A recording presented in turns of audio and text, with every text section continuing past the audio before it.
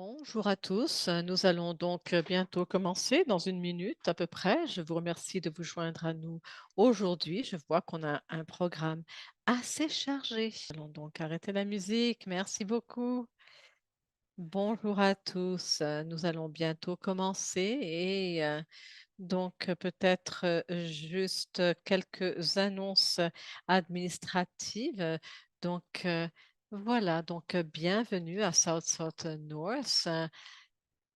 Et pour notre programme assez chargé aujourd'hui, bienvenue aussi à Voices for Just Climate Action à ce programme.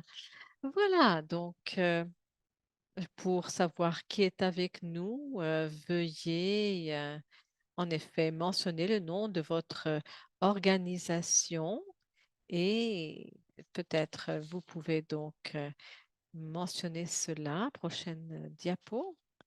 Et puis, il y aura aussi bien la boîte questions-réponses.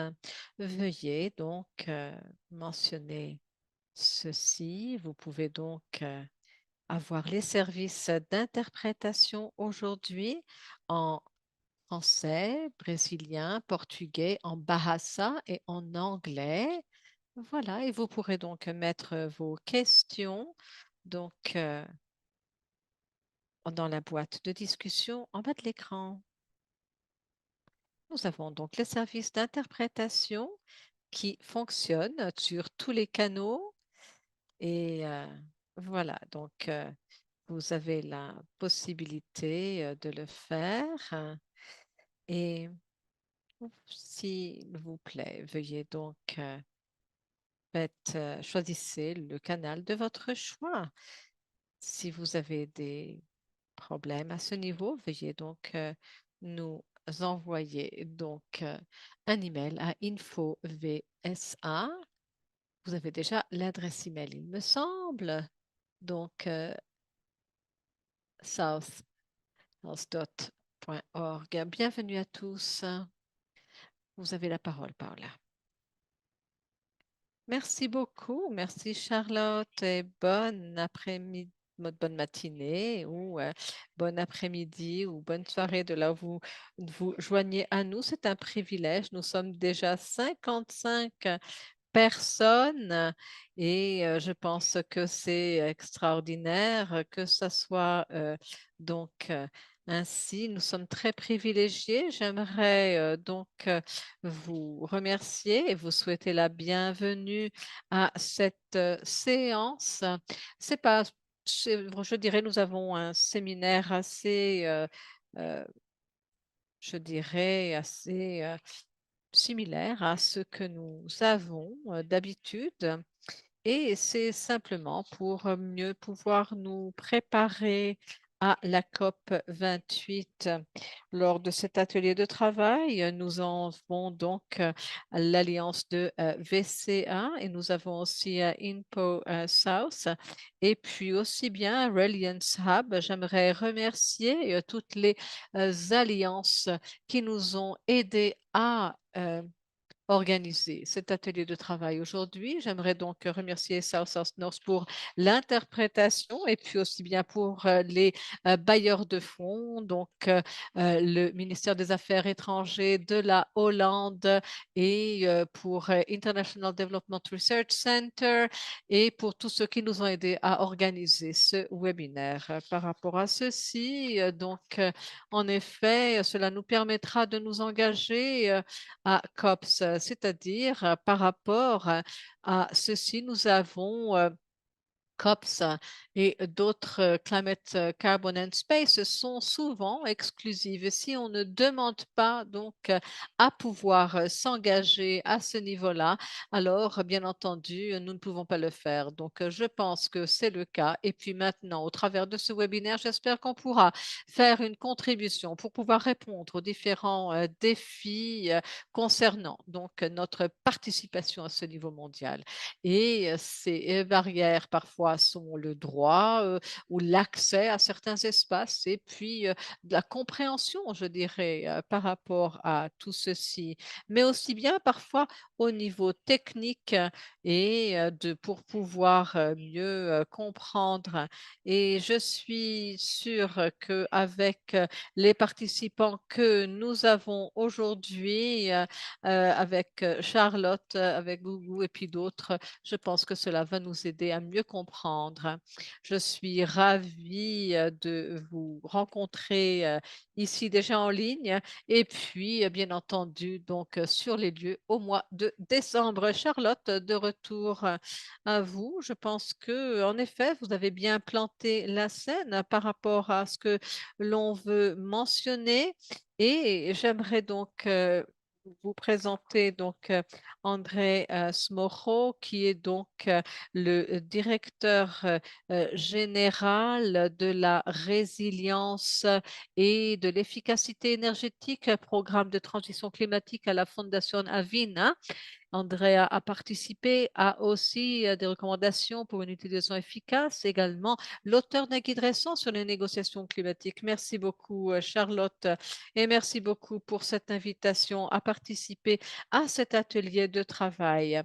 Je vais donc prendre donc cet avantage que nous avons, l'interprétation dans différentes langues pour faire ma présentation. Donc, les collègues de l'Amérique latine pourront vraiment donc comprendre dans leur langue maternelle puisque c'est une possibilité. Donc, voilà, comme vous l'avez mentionné, c'est donc un des défauts, des défis, je dirais, par rapport à cette perspective est liée à la langue. En effet, beaucoup de ceci n'est pas facile et ce n'est pas facile. Donc c'est pour ça que je vais maintenant parler déjà en espagnol ici. Je pense que c'est une très bonne opportunité de partager et en effet, par rapport à ceci,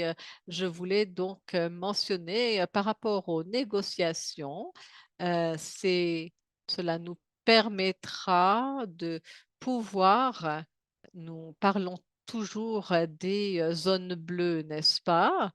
Et puis, nous allons donc nous focaliser sur le, ce qu'on appelle le programme, c'est-à-dire la zone verte. Nous voyons qu'il y a souvent donc une différence entre les deux. Par exemple, ici, vous pouvez voir donc la carte pour la COP 26 et la COP 27 où nous avions donc différentes zones. Il y avait aussi à la COP 27 une zone bleue et une zone verte. Alors, je vais vous dire ce que cela signifie. Cela veut dire que nous, la zone bleue se focalise sur les négociations.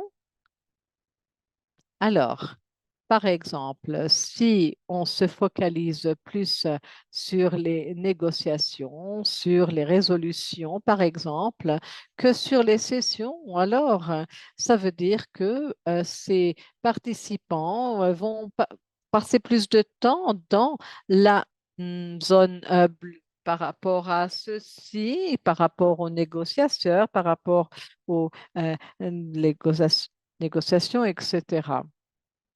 Et puis, cela, il est donc clair de voir ces résultats ici. On peut critiquer cela ou bien donc féliciter ces résultats. Maintenant, la zone verte a un ordre du jour en parallèle. Alors, d'un côté, nous avons les pavillons par rapport aux qui vont présenter les entreprises. Il y a aussi donc les activistes des événements parallèles et des opportunités de réseautage. Alors, par rapport à la carte pour, donc au travers des années, cette zone est devenue de plus en plus élargie Et on sait très bien que à la COP 28, la COP 28 sera 3 fois plus grande que celle de la COP 27. Donc, tout ce qui a trait donc aux événements parallèles, aux entreprises, aux activistes. Donc, nous avons maintenant beaucoup plus de potentiel de faire entendre nos voix ou d'être plus visibles. C'est disponible à toute personne qui veut faire partie de la COP. Revenons maintenant vers la zone bleue et partageons donc le contexte de ces négociations, par exemple. Ce qu'ils négocient et pourquoi c'est tellement difficile d'entrer d'avoir accès à ces négociations, d'autres mots. Alors, je vais donc parler rapidement des négociations maintenant par rapport au cadre, par exemple, ou des conventions des Nations Unies sur tout ceci. Et il va falloir réfléchir à d'autres objectifs, c'est-à-dire d'avoir une stabilisation de la concentration des GES pour qu'il n'y ait pas donc d'interférence en continu. Et puis, par rapport à ceci, j'ai déjà donc mentionné cela concernant l'écosystème. Il y a donc des mots-clés mentionnés ici. Alors, on parle d'un niveau qui est suffisant pour pouvoir empêcher les interférences dangereuses. Et lorsqu'il s'agit du climat, souvent, il y a des descriptions qui ne sont pas claires et qui deviennent ambiguës. Et ce cadre a des objectifs pourtant bien définis, mais parfois on ne comprend pas ce que veut dire le niveau ou l'intérêt ou le cadre. Alors, ces négociations de par le passé, restaient quelque part un peu ouvertes à toute interprétation. Alors, il y a aussi d'autres principes très importants pour ces négociations. Il y a donc le principe CBDR. Concernant ce principe, nous voyons que les pays impliqués dans ce processus doivent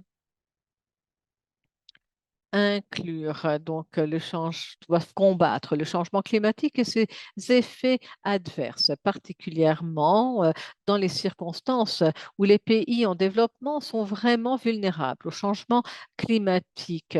C'est donc nécessaire qu'il y ait une liste des pays vulnérables. Alors, par exemple, des pays les moins développés. Beaucoup ne sont pas aussi développés et sont beaucoup plus vulnérables au changement climatique. Mais au-delà de cela, il faut qu'il y ait, nous n'avons pas ces listes spécifiques. Alors, ce cadre parle aussi de euh, dévouement ou bien d'engagement. Alors, ces engagements concerne les pays. Donc, on peut voir le ministère de l'Environnement ou bien des agences gouvernementales ou bien les inventaires d'IST ou bien des programmes ou de médicaux ou bien des programmes de réduction de l'empreinte carbone, des recherches scientifiques, l'éducation, l'échange d'informations, la recherche scientifique et l'adaptation. Donc, ce sont les pays doivent mentionner faire rapport de tout ce qu'ils font tous ces égards aux Nations Unies. Donc, par rapport à ceci, au 4.1, là, ici, on parle des engagements. Alors, les engagements aussi bien au 4.3 et 4.7. Donc, 4.1 représente tout ce qui est contraignant pour tous les pays en développement et développés. Alors, pour les pays développés, devront aussi, en outre, euh, donner des ressources financières pour que les pays en développement puissent respecter tout ce qui est écrit en au 4.1.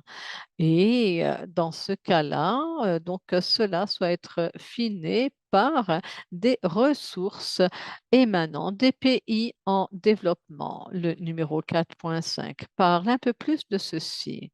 Alors, il mentionne à quel point ces pays, sous la Convention, ces pays développés vont pouvoir soutenir au niveau des ressources financières les pays en développement. Donc, il y a des conditions bien mentionnées par rapport à qui va mettre en œuvre ces engagements et ce que cela signifie. Alors, parlons maintenant de ce qui est négocié ici. Il y a donc un accord international qui est contraignant et universel concernant le changement climatique. Il y a donc 13 points qui, par exemple, l'ambition, cela doit être mis en œuvre. Il faut qu'il y ait la participation universelle, bien sûr. Et pendant les débats du changement climatique, nous n'avons pas, donc beaucoup n'ont pas pu atteindre ces 3 points au sein des accords et des conventions. Donc, par rapport à la CNUCC, pendant les négociations, nous avons essayé de faire en sorte que tout ceci soit contraignant, malgré le fait que c'est clair qu'il doit financer ceci et ce qui a été mis en œuvre. Eh bien, certains points n'ont pas pu être réalisés dans les accords. Nous avons le aussi bien les accords de la la CNUCC et la CNUC en 94 et aussi le protocole de Kyoto 1997 qui ont été mis en œuvre en 2005. Et les ambitions mentionnées devaient bien entendu réduire les émissions de gaz à effet de serre, seulement 5%, et malheureusement, on pu le faire. Et il n'y a pas eu de participation universelle car le protocole devait aussi inclure les pays qui étaient sur la liste, en haut de la liste concernant les émissions. Et en 2012, l'Australie a quitté ce protocole, la Russie, le Canada également, le Japon. Et cela a fait en sorte que le protocole a stagné et uniquement l'Union européenne a participé. Il n'avait pas cette pression internationale pour pouvoir réduire les émissions. Ensuite, il y a eu l'accord de Paris qui occupe cet espace, qui remplit cet espace vide par rapport à ce qui manquait. C'était l'ambition. Et selon cet accord qui établit que les pays et l'approche par rapport au CDN doit donc établir ses propres euh, engagements. Voilà, cela dépend bien entendu du niveau des ambitions de chaque membre maintenant. Dans le protocole de Kyoto, la participation manquait, n'est-ce pas? Et puis, ce qui manque dans l'accord de Paris, c'est en effet l'ambition aussi. Alors, quelque part, tout ce que l'on voit ici, c'est que cela a trait avec ces 3 choses et c'est très important. Alors, que se passe-t-il maintenant? Eh bien, cela a trait, bien entendu, aux négociations, des mécanismes en place. Et il a été établi lors de l'accord de Paris que dans les 9 à 12 mois, chaque pays devait présenter leur CDN pour ensuite mettre en œuvre ces CDN entre 2020 et 2025. Et cependant, il y avait de nouvelles CDN telles que mentionnées par le rapport de transparence et cela va commencer en 2024. Il y a donc aussi le processus d'évaluation mondiale qui a été conclu dans ce premier cycle. Et chaque 5 ans, ce cycle recommence avec certains ajustements jusqu'à ce qu'on puisse arriver à une situation où on est en conformité avec l'accord de Paris. Alors, par rapport à ceci, différents intérêts et transitions dans lesquels les pays sont développés pour les pays développés et ceux en développement. Donc, en rose pour les pays développés, l'atténuation des GES est vraiment au cœur des changements, objectifs du changement climatique et des politiques internationales. Et ceci est concentré et aussi bien dans les pays asiatiques et d'autres pays qui vont se joindre. Donc, il y a des efforts conjoints qui sont mis en place et nous reconnaissons que aussi nous voyons ils ont assez de ressources pour le faire. Mais pour les pays en développement, que ce soit dans le sud de la planète, l'adaptation est une priorité car nos populations sont beaucoup plus vulnérables au changement climatique et l'impact que nous subissons ne sont pas l'impact subi par les pays développés car ils, maintenant, il faut qu'il y ait les finances pour cette adaptation et la disposition de telles finances et un engagement contraignant pour les secteurs publics des publics développés. Mais le financement n'est pas suffisant. Et c'est leur responsabilité de financer et c'est donc, il est nécessaire d'établir un suivi et de voir si tout ceci est en conformité. Cela signifie pas que nous n'avons pas d'objectifs pour le secteur privé, ils sont essentiels. Alors, comment est-ce que ces négociations fonctionne? Eh bien, nous avons les différents mécanismes et la plénière telle que vous voyez ici qui nous permet en tant qu'observateurs de nous asseoir aussi avec les pays représentés. Ce n'est que le début. Et puis, voilà, pendant ces négociations, il y a aussi des tables rondes et des réunions formelles et informelles. Et dans ces groupes de compta, de travail, vous les voyez ici, cela peut avoir lieu dans un auditorium ou autre.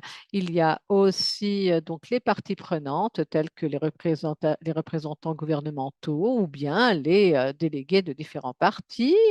Nous voyons aussi donc la participation fondamentale des ONG, des ONG environnementales, les personnes autochtones, les jeunes, les médias. Et les groupes qui participent sont généralement caractérisés par les pays développés et en développement. Et nous avons 45 pays développés et 145 pays en développement. Et nous voyons que il y a une participation donc 70% de la participation du sud de la planète et 30% plutôt du nord de la planète. Et 70% pour maintenant les négociations, c'est l'inverse. Donc 70% du nord de la planète et 30% du sud de la planète. C'est là où on aurait besoin donc de ne pas être limité, mais nous sommes limités parce que nous avons des contraintes techniques et financières. Donc, Le groupe d'intégrité environnementale, la Corée du Sud, le Monaco et l'Union européenne aussi.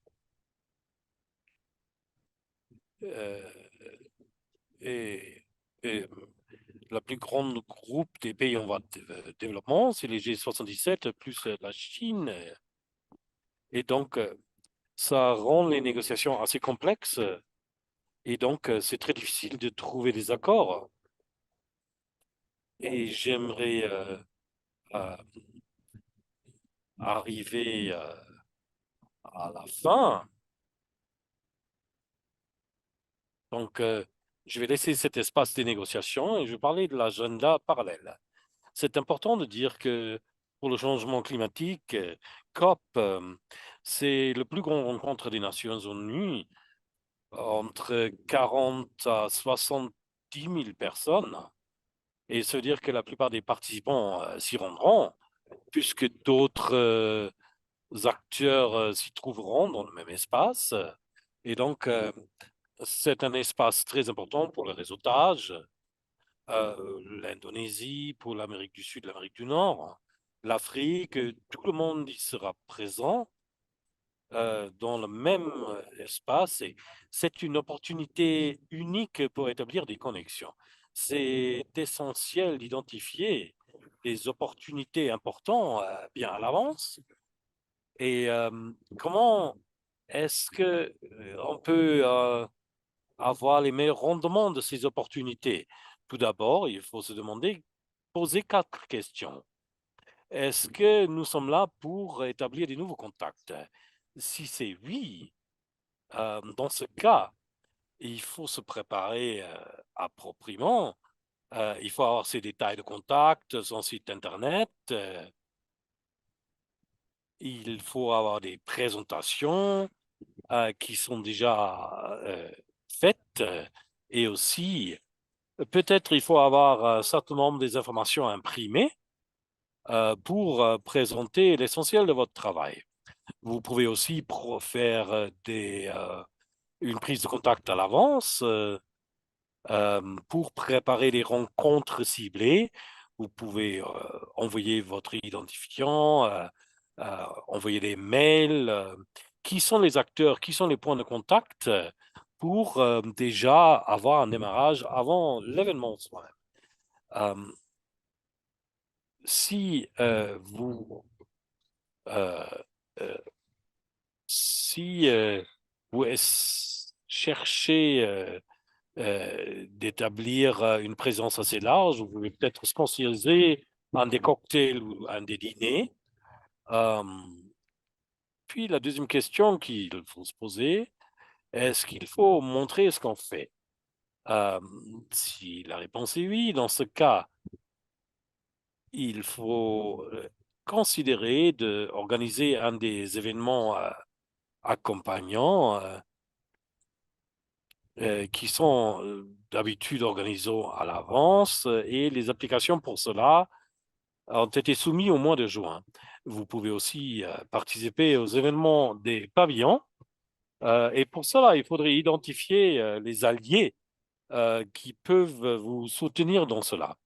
Et à la fin, peut-être ça vaudrait la peine d'avoir votre propre espace pour contacter les organisateurs, mettre en place votre budget, les logistiques pour votre matériel.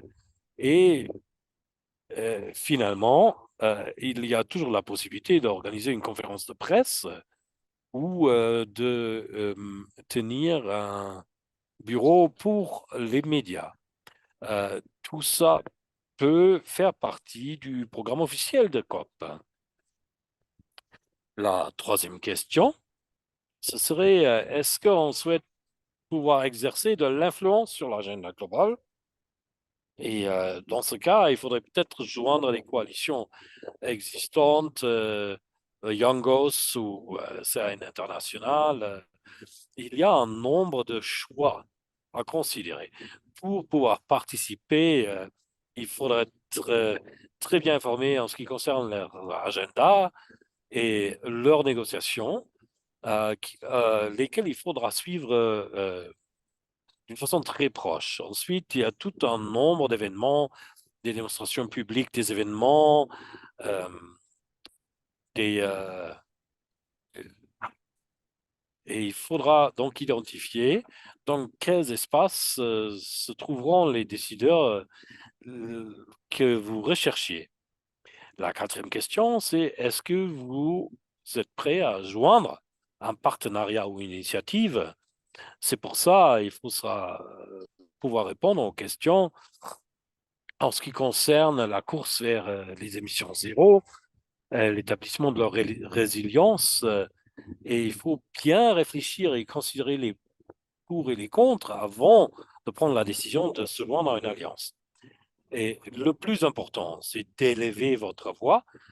Le COP, c'est une vraie opportunité de se faire entendre. Ici, vous verrez mes détails de contact. On est toujours vers, au cas où vous souhaiteriez rentrer en contact avec moi.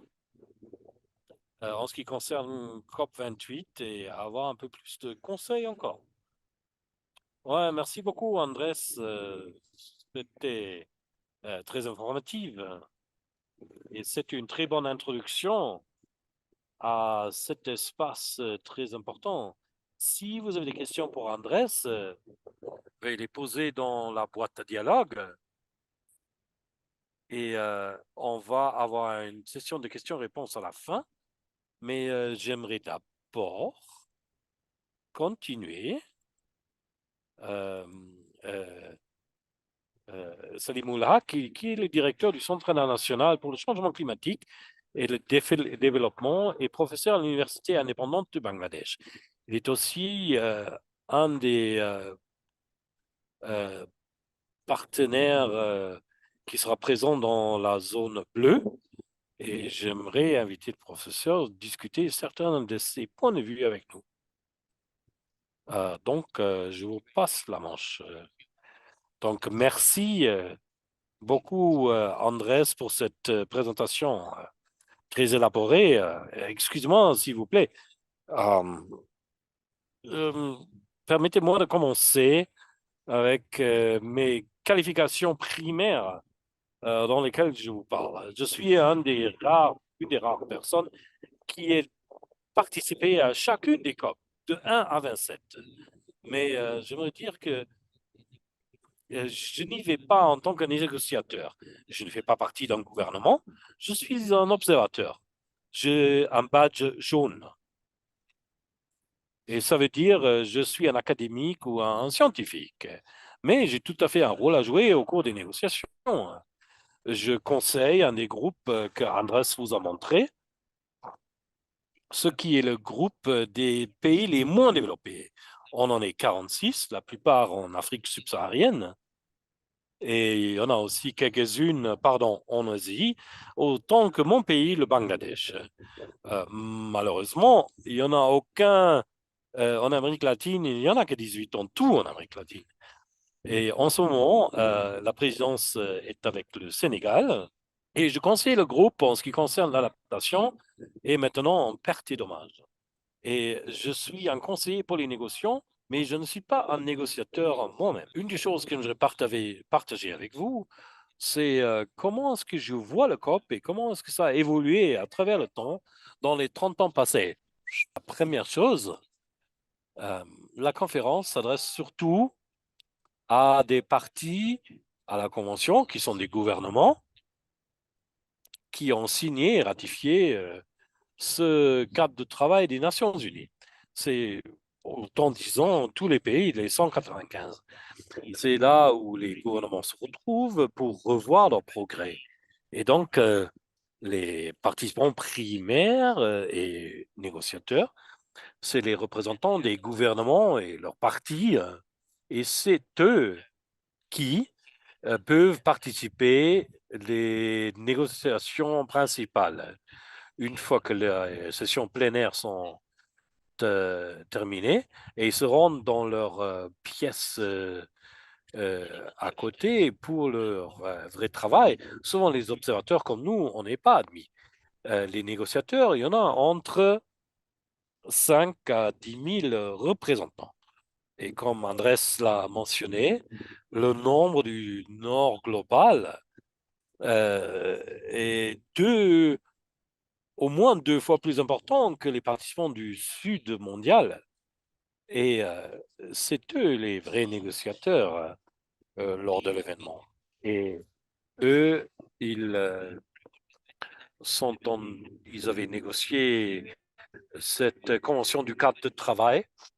Et en 2015, à Paris, lors de COP 21, on a fait quelques grandes avances dans les accords de Paris, comme Andrés l'avait mentionné, qu'il fallait garder la température en dessous de 1,5 degré et qu'il fallait mettre à disposition 100 milliards de dollars de la part des pays développés.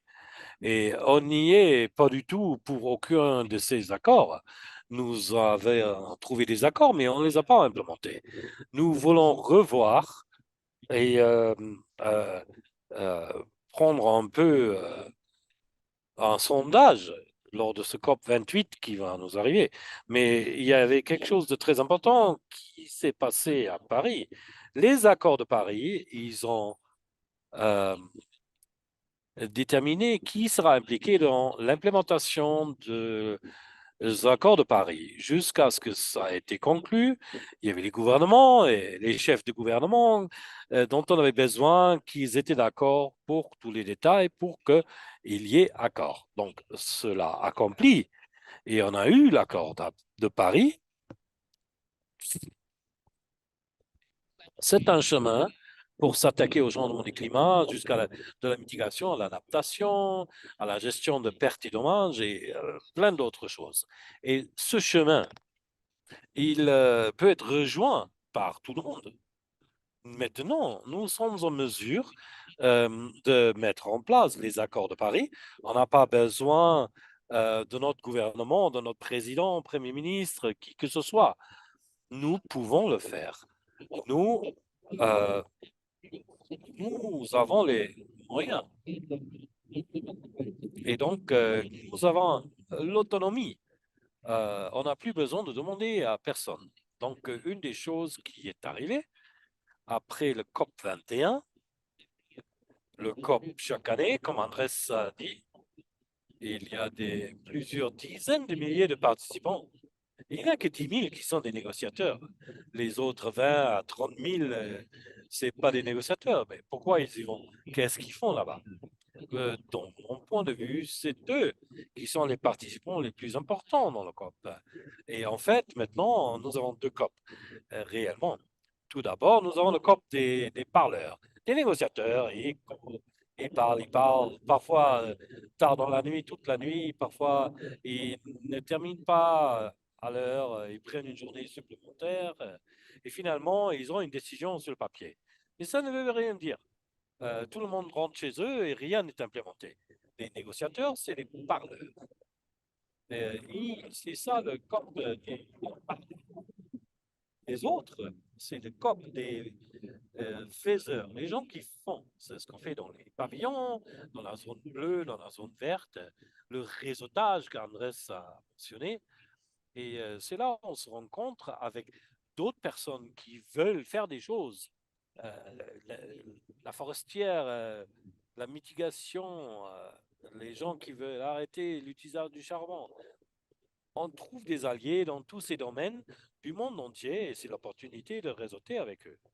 Et les centres de résilience sur lesquels on travaille depuis des années, c'est des endroits où vous pouvez donc faire le réseautage, rencontrer du monde. Et maintenant, on voit que dans la présidence de COP, il y a un sujet différent, un thème pour chaque jour de COP. Aujourd'hui, nous avons les sujets d'agriculture et de la santé. Ça n'a rien à voir avec les négociations. C'est juste des thèmes, des sujets pour des gens qui sont actifs dans les secteurs comme la santé ou l'agriculture pour partager leurs expériences. Il peut y avoir des représentants des gouvernements, des NGO, des gens du monde scientifique, tout le monde qui participe à ça s'y rencontrent pour faire leur déclaration sur leurs activités, leurs accomplissements et leurs activités. Et on peut donc, il y a une grande différence entre l'action euh, au changement du climat et les gens qui en parlent.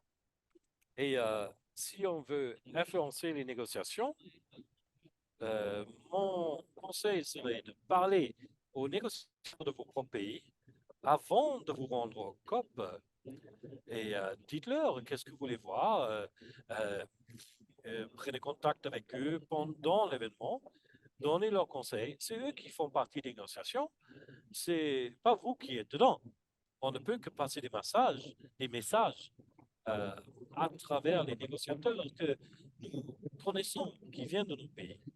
Et comme Andrés a dit, invitez-les au dîner, payez-leur un café, parlez-leur de vous-même, essayez de comprendre ce que c'est qu'ils font. C'est vos représentants. Et des fois, il y a la chance, l'opportunité de devenir part de la délégation. Parfois, il y a beaucoup de délégations qui vous pouvez devenir membre d'une délégation. Et donc, c'est comme ça que vous pouvez participer dans les négociations. Vous ne pouvez toujours pas parler, mais vous pouvez être présent pour écouter. Et si c'est possible, pour vous d'y arriver là, moi, je le recommande fortement. Donc, finalement, permettez-moi de dire, il y a un mythe que pour pouvoir influencer les négociations, qu'il faut physiquement être présent au COP. Et tout le monde veut y être. C'est bien d'y être, c'est joli, on peut faire du réseautage, mais si vous voulez vraiment suivre le COP, ce n'est pas forcément nécessaire d'y être. Dans les 2 ans passés, ici, mon centre à Dakar, au Bangladesh, on a mis à disposition un petit cours en ligne qui s'appelle Suivre le COP sans se rendre au COP. Et si vous avez envie de vous y joindre, c'est en ligne, mais bien que les horaires seront parfois un peu difficiles, hey, néanmoins, c'est quelque chose qui pourrait être intéressant pour certains d'entre vous. Si vous avez envie, hey. Et donc, je vais partager l'adresse online avec vous. Et effectivement, ça vous permet de suivre certains aspects. Évidemment, vous ne pouvez pas suivre tout. Moi, on a choisi pertes et dommages. Il y en a un autre qui est responsable pour le financement dans l'environnement de combat climatique. Il y a un autre qui se concentre sur l'adaptation. Nous, on poursuit donc 3 VA. On a des webinaires réguliers sur ce qui se passe dans le COP. Et après, on fournit un rapport sur ce qui se passe. Et les participants, ils doivent évidemment choisir un sujet, suivre ce sujet. Et à la fin, ils doivent écrire un petit essai de tout ce qui s'est passé. Et sur la base de cela, on leur donne un certificat s'ils répondent à tous les critères. Et encore une fois, on peut suivre le COP sans devoir être présent sur place. Je vais m'arrêter là. Merci beaucoup. Merci beaucoup, Salim. J'aimais vraiment votre caractérisation qui parle d'un COP pour les parleurs. Et c'est vraiment ça qu'on voit très souvent.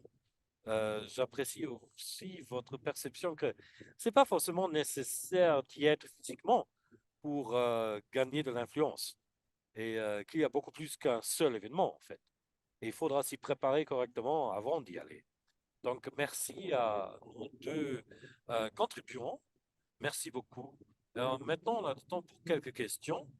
Vous pouvez poster vos questions dans la boîte à dialogue ou de lever votre main électronique si vous parlez dans une autre langue que l'anglais ou le français, vous pouvez tout à fait faire usage de l'interprétation. Soyez sûr que vous êtes dans le bon canal pour votre langue préférée. Donc, on a eu un poste qui nous vient du Niger. Et il a été dit qu'il y a assez de difficultés maintenant après le coup d'État qui a eu lieu. Et s'il y a un soutien possible aussi au niveau financier pour les acteurs dans l'espace de combat contre les changements de climat. Oui, laissez-moi essayer d'y répondre. Je ne suis pas sûr que si je peux vraiment aider, mais les pays les moins développés, euh, c'est les pays les plus pauvres du monde. Pas seulement sont-ils pauvres, mais ils sont souvent, se trouvent dans des régions qui sont très vulnérables aux effets du changement de climat. Et malheureusement, c'est eux qui ressentent ces effets les plus forts. Et donc, et pour ces pays, pour être en mesure d'avoir assez de capacités de connaissances pour négocier, c'est très, très difficile. Et un des problèmes, c'est que pour les pays où l'anglais n'est pas leur langue nationale, où c'est, disons, le français, l'espagnol ou le portugais, euh, et c'est le cas pour beaucoup de pays en question. Surtout en Afrique, il y a beaucoup de pays qui sont francophones. Et donc, au cours des négociations, il y a une interprétation, etc. Mais dans les groupes de travail, il n'y a pas de négociations. Et mon conseil à tous ces pays les moins développés, et j'en fais beaucoup de formations pour eux, quoi que vous fassiez, il faut envoyer un délégué qui comprend et parle l'anglais. Même s'il ne comprend pas le climat, il faut qu'il comprenne l'anglais. Vous pouvez être là pour le soutenir, mais s'ils ne comprennent pas l'anglais, ils seront vraiment perdus et ils seront vraiment pas en mesure de participer dans les négociations. Et c'est vraiment un point très important. L'autre chose, c'est que pour avoir la capacité de comprendre les négociations et de suivre les négociations, c'est très compliqué. Ça prend beaucoup de temps et d'efforts. C'est vraiment pas facile à comprendre. Surtout, les négociations, c'est souvent très complexe et s'il n'est pas un expert en langue et en phrases, la terminologie qui est présentée peut vraiment être difficile à suivre. Et très souvent, dans les pays les plus pauvres, il y a un manque dans ces connaissances et ces capacités. Malheureusement, c'est le cas.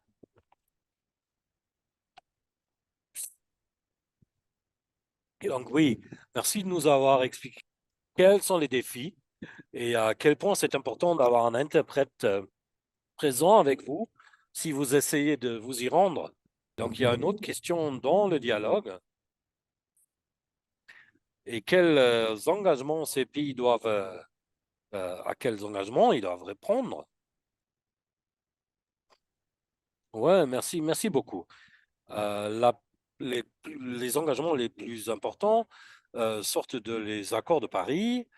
Comme je l'ai dit au départ, ils ne disent seulement que les pays doivent avoir, ils doivent développer, présenter, mettre en place et reporter leurs objectifs du combat contre le changement climatique.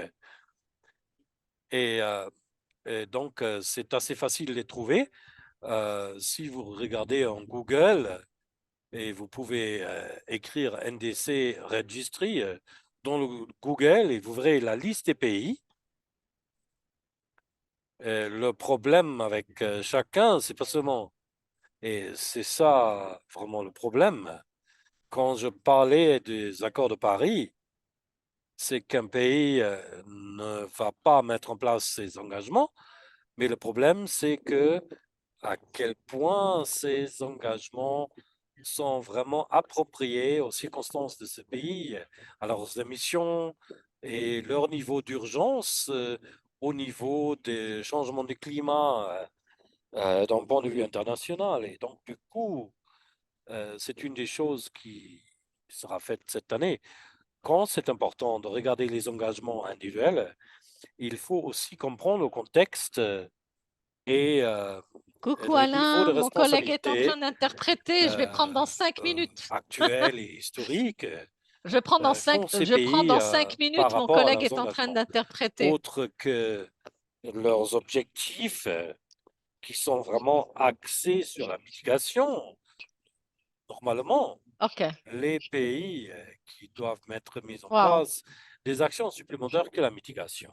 D'accord. Quand on regarde l'article 2 des Ben, accords de j'imagine, Paris, j'ai qui pas du parle tout des lu les messages objectifs d'Aura. J'ai de simplement vu que l'accord, tu disais qu'il on a manquait un password et après que tu lui un disais but merci, je me suis dit bon bah c'est le moment de mettre mondial quelque chose et de pour dire la merci et puis mitigation voilà des qu'elle pense pas finances que et je des m'absente émissions. quoi. Et les trois, ils doivent être mis en place équitablement. Et article 3, il dit que les objectifs, ils doivent couvrir la Ouais, mitigation, adaptation, finances d'accord. et technologie. Ok. Mais la plupart des pays ils ne font référence qu'à la mitigation. Et donc, il y a un grand Ok. écart euh, de la façon dans laquelle les engagements sont mis en place pour le reste des autres euh, critères. Ouais, merci Andrés. Il y a aussi Ouais. une autre question de la part de Paz, mais quelles sont Oui. Ouais, non, ils m'ont quelles sont déjà les choses les demandé plus importantes Interprenet. pour Ils vous m'ont pas confirmé. Attends, ils pour m'ont confirmé. COP28 selon votre perspective? Interprenet, j'ai Figo World le 13. Mais il devait revenir vers moi. J'avais pas encore reçu le Comme je token, l'avais tout dit ça. Donc, plus tôt, on est ouais, on est vraiment focalisé sur la ouais, question de gestion de pertes ouais. et dommages en relation avec le Ok. changement du climat. C'est parce que Et moi, je peux faire que le le changement du 13. climat, il est en cours. C'est pas un truc qu'on voudrait éviter, Voilà. auquel Je il faut pourrais se faire le préparer. 9, mais le 10, C'est j'ai en cours et on n'est Interaxio pas prêt. et c'est European Et donc, Civil la Society. Je ne sais priorité même pas à quoi maintenant, m'attendre. c'est Donc, d'assister je me suis dit que les le 9, victimes qui sont affectées il y a quelques jours seulement en Libye. Plus de 10 000 personnes ont perdu leur vie dans des déluges et les scientifiques qui ont étudié ouais, ça ont dit que c'était 50 fois plus probable en raison des changements climatiques. Et donc, il n'y a aucun événement hydrométéorologique qui a lieu aujourd'hui qui n'est pas ouais. assujetti Non, je vais garder le aux 13 effets de uniquement. J'ai changement de peur de faire climat. le 9 parce que je sais Les pas combien de températures ont prépa j'ai augmenté besoin au-delà pour le de truc 1 Civil Society, degré European Civil et on n'a Society pas réussi par à Alexandra. Je sais même éviter pas ce ça. que c'est. Du C'est même pas encore c'est des confirmé d'ailleurs. sujets Donc qui je sont sais même pas politiquement si très je sensibles. devrais Tous les vraiment pays en voie de le développement, garder ou pas. on Je sais soulève pas. ça chaque année et les pays développés ne veulent pas en parler. Ouais, Et si les polluants ne ouais. veulent pas parler de perte de dommages, Non, ils il ne y a peuvent pas les écrit forcer. European Civil Ils Society. ont Je sais pas refusé ce que depuis c'est. des Aucune idée. années Il y a aucune d'en parler, information. jusqu'à l'année Aucune idée. dernière. Et Ouais. l'année dernière, Donc, je à sais pas. COP27, C'est un je vous email ai qu'elle parlé m'avait les envoyé le détails, 18 mais on a septembre, c'est tout ce que je réussi sais. Voilà. Donc, de, grâce à la ouh, diplomatie, attends, mon chéri, j'ai encore une de les minute. Je te lâche. forcer Il un faut que je peu écrive à avoir un HO in one accord minute. qu'ils ne voulaient pas. C'est la Bisous. décision dans le COP27 d'avoir un fonds pour Ciao, bye. perte et dommages. Ils n'ont pas voulu le faire, mais on a réussi à mettre la pression nécessaire. Et maintenant, il faut le rendre applicable. Et donc, cette comité transitionnel s'est rencontré plusieurs fois. Il y en a un meeting encore avant les COP. Et donc, ils vont y aller avec leurs recommandations. Et COP28 devra donc décider quoi faire ensuite. Comme j'ai dit, j'ai suivi ce processus depuis très longtemps et je sais comment ça marche et ça marche très lentement. Ce comité ne va pas terminer son travail et on va euh, euh, arriver là où ils vont demander plus de temps. Et le problème, c'est qu'on n'a pas de temps. La présidence de COP28 et comme COP28, Dr Al-Jabar, elle a un groupe de conseillers auquel il m'a invité de participer et j'y étais d'accord. Et quand j'étais d'accord avec ça, j'ai dit, je n'ai qu'un seul point à conseiller, il faut créer le fonds de pertes et dommages lors de COP à Dubaï. Vous ne pouvez pas renvoyer ça à COP 29. Vous ne pouvez pas dire, ah, on a avancé, mais on n'a pas encore terminé. Il n'y a qu'une chose qui est importante. Le comité transitionnel ne vous aidera pas. Et vous, en tant que président de COP, il faut mettre en place ce fonds. Et c'est comme ça que les politiciens des autres pays vous soutiendront et que le fonds de perte et dommage devra fonctionnel. Qu'ils ont pris la décision d'instaurer le fonds vert pour le climat, eh bien, ça leur a pris quand même 5 ans. Donc, voyez-vous, si on les laisse travailler donc à ce rythme, ça prendra encore 5 ans. On n'a pas le temps pour ça. Donc, comme je l'ai déjà dit, par rapport à ceci, pour moi, c'est important. Les personnes sont en train de mourir maintenant. Et on ne peut pas, si personne ne réagit par rapport à cela, on ne peut pas continuer ainsi. Ce n'est pas possible. On a besoin d'avoir un suivi des pertes et des dommages, à mon avis.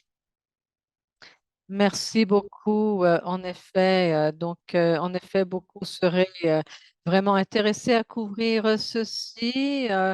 Et par rapport à cette perspective, j'aimerais savoir votre perspective. Oui, merci beaucoup pour cette question. Moi, je suis tout à fait d'accord avec Salim, dit Andrés Mogro, par rapport au changement climatique. Lorsque je pense on a trop attendu avant d'être opérationnel, et cela, euh, je pense, ces dernières années, même lorsqu'on est devenu opérationnel, c'est devenu de plus en plus difficile d'année en année. Voilà, quelque part. Je suis tout à fait d'accord que ça ne devrait pas encore arriver à nouveau, et je pense on ne peut pas se permettre d'avoir de si longs délais. Et concernant la COP 28, les résultats à envisager, vraiment je dirais, j'ai fait référence à Stoppel, au GST, n'est-ce pas? C'est un processus tel qu'envisagé à l'article 14. On avait mentionné ce processus d'inventaire mondial qu'on appelle le Global Stocktake Process, n'est-ce pas? Voilà, quelque part, le GST a eu beaucoup de dialogues d'experts et techniques concernant ce GSP, comme on l'appelle, ce processus d'inventaire mondial. Et il est temps de le faire, de l'entreprendre.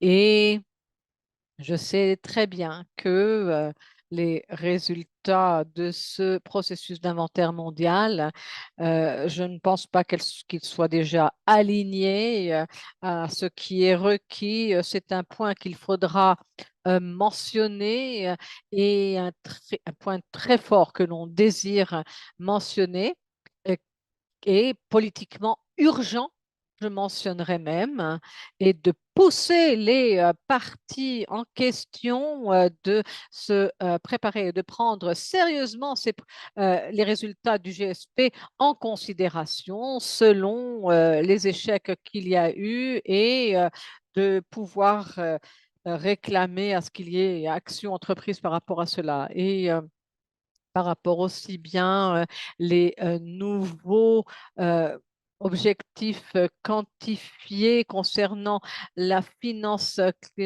climatique. On en avait déjà discuté, et c'est la dernière chance que l'on a maintenant d'orienter ce processus, que ça ne soit pas uniquement politique, en d'autres mots. Et par rapport aux objectifs des finances du changement climatique, on a entendu parler de 100 millions, 100 milliards de dollars il y a un an. Donc, ce n'est pas quelque chose qu'on peut prendre à la légère. Et puis, les nouveaux objectifs collectifs qui seront mis en place l'année prochaine, eh bien, je pense qu'il va falloir réagir. Il y a eu déjà pourtant 7 dialogues techniques sur les ODD concernant ces objectifs collectif quantifié. Et il est temps donc à la COP 28 de demander à ce qu'il y ait des résultats et quels étaient les résultats concernant ces dialogues. Et on n'a pas pu le faire pendant la COP 27, donc il est vraiment nécessaire de le faire maintenant.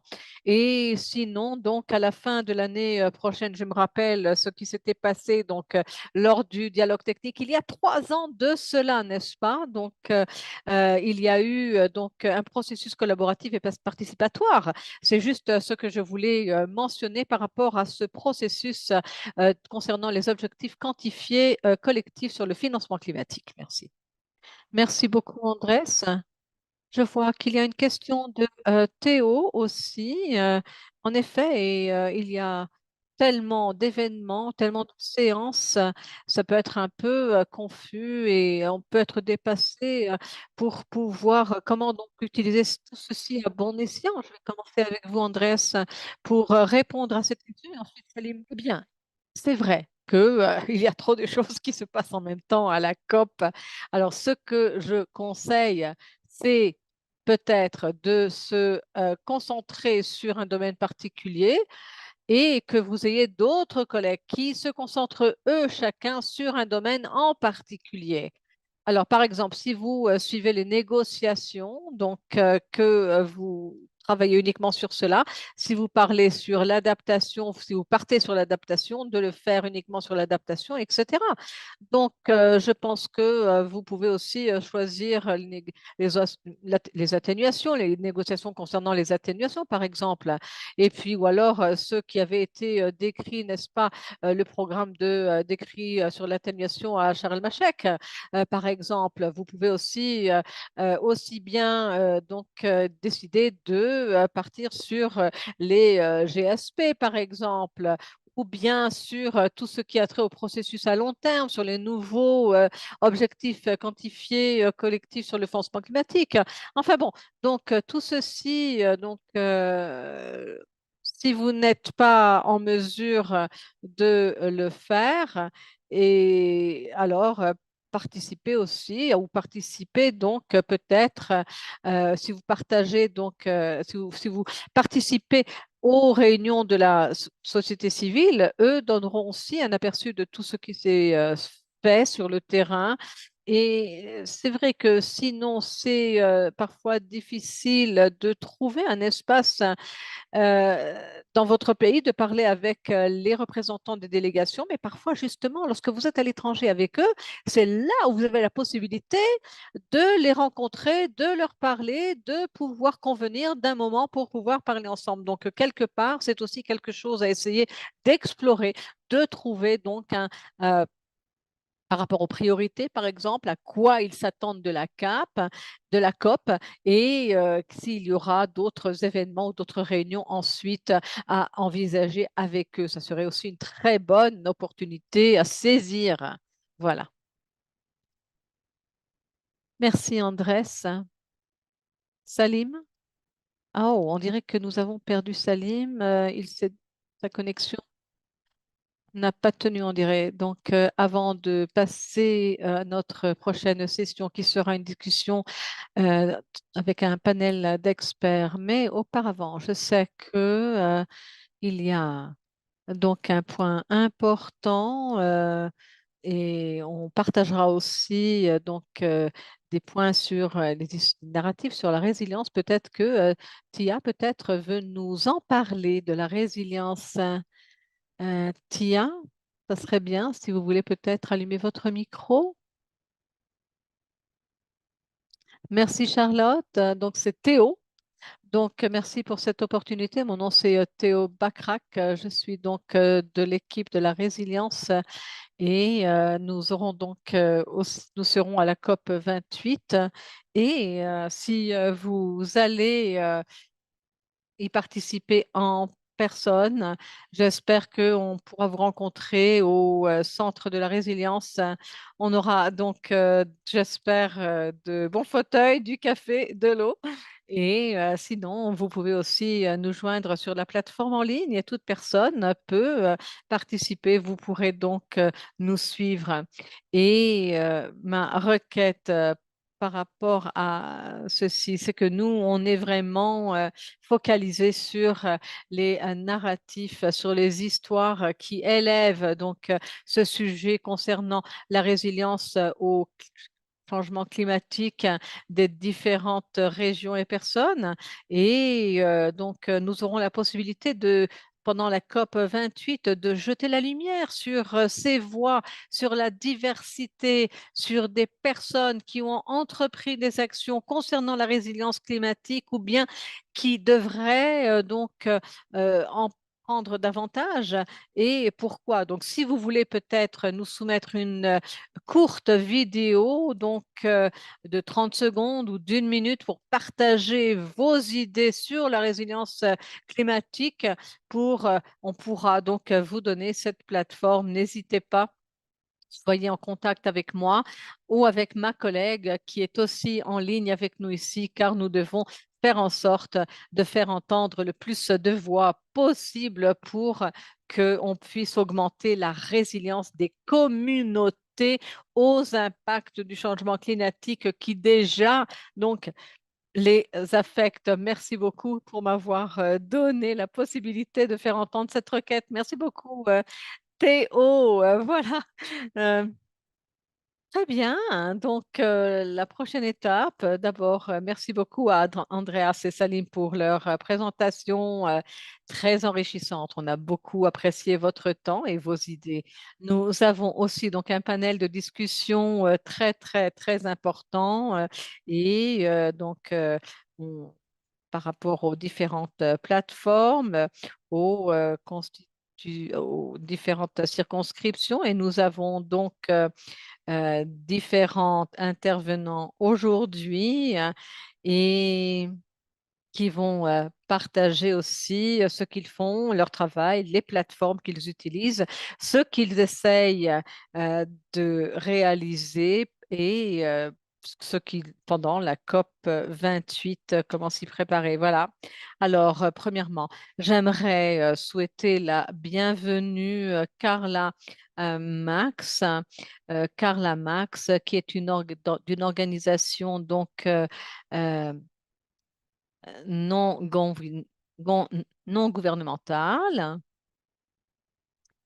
Elle est de Climate Action Network et partagera les perspectives du groupe d'intérêt des organisations non gouvernementales de l'environnement, ce qu'on appelle les ONGE, pour la CCNUCC.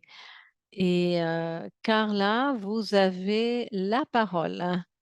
Cela vous va si je parle en espagnol? Oui, absolument, bien sûr. Donc, je vais le faire.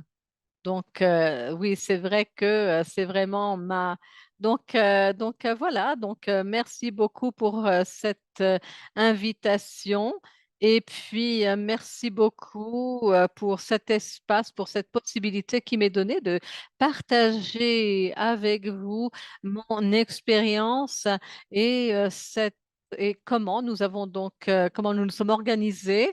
Et il est important de dire en effet, nous serons donc un des observateurs et l'acronyme ANGO, ENGO, c'est-à-dire ONG environnementale. Et nous ne sommes pas, bien entendu, les seuls représentants ou la seule organisation qui représente les organisations non gouvernementales en général. Il y aura nous sommes deux organisations toutefois qui sont le point focal pour les plus grands groupes. Et pour vous, c'est important de le comprendre. Au travers du travail que nous avons fait jusque-là, l'agence et nous avons donc décidé d'avoir une vision commune. C'était donc un processus et Il y a eu, bien entendu, des hauts et des bas. Et voilà, donc je voudrais vous présenter ce que nous faisons et j'aimerais vous dire, vous parler davantage quant à nos opérations. Et puis, notre réseau Climate Action Network, c'est vraiment le nom de l'organisation et différentes organisations dans cette structure.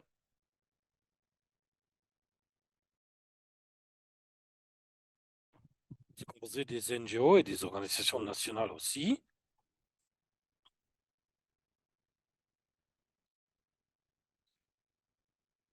Et l'autre a ces organisations internationales et des organisations nationales. Pourquoi est-ce qu'il y a ces deux côtés différents? Parce qu'on est actif dans des espaces différents. Aux États-Unis, en Amérique latine, il y a le CAN, c'est là où je travaille, en Amérique latine. Et ces espaces, ils ont des activités différentes. Toutes ces organisations, ils représentent une constellation dans des pays divers avec des niveaux d'engagement différents. Et il y en a qui ont des entretiens au niveau international ou d'autres au niveau régional, en Afrique ou à l'intérieur des pays ou de leur propre pays. Et évidemment, il y a beaucoup de variété et de diversité dans ces régions. Il y a des organisations qui travaillent dans l'environnement politique euh, ou avec des projets de renforcer la résilience des communautés. Il y en a qui font du plaidoyer auprès de gouvernements et c'est tout un univers de différentes organisations avec une caractéristique différente et ils représentent tous un pont euh, pour se connecter entre les organisations diverses, pour mieux comprendre l'environnement macropolitique et comment l'utiliser en notre faveur pour notre pays. Et donc, comment avoir une voix pour se faire entendre.